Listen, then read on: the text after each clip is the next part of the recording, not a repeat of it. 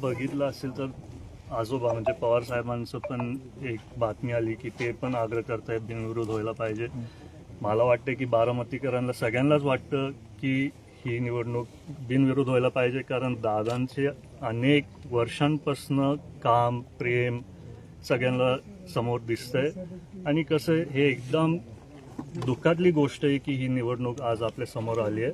त्याच्यामुळे मला वाटतंय की सगळेच बारामतीकर दादांचं कुटुंब असून त्यांच्या पण मनात भावना आहेत की ही निवडणूक बिनविरोध निवडणूक बिनविरोध होण्यासाठी म्हणजे अनेक प्रयत्न झाले किंवा लोकांच्या मनात देखील निवडणूक ही बिनविरोध होणे, परंतु कुठेतरी काँग्रेसने काल उमेदवार देणार असं ठरवलेलं आहे. कुठे चर्चा वरिष्ठ पातळीवरती चालू आहे का जेणेकरून ही निवडणूक बिनविरोध? आता मला पण कालच कळालं की काँग्रेस म्हणजे नाही, आधी कळालं की काँग्रेस लढणार आहेत पण त्यांनी त्यांचे उमेदवार नाही दिले. आज मला कळालं की आज संध्याकाळी देणार आहेत. तर तसे काही खूप घडामोडी होत आहेत.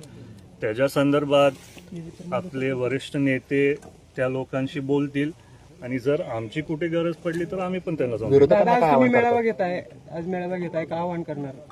मेळावा नाहीये, आज आमची बैठक आहे, आमच्याच पक्षाची बैठक आहे.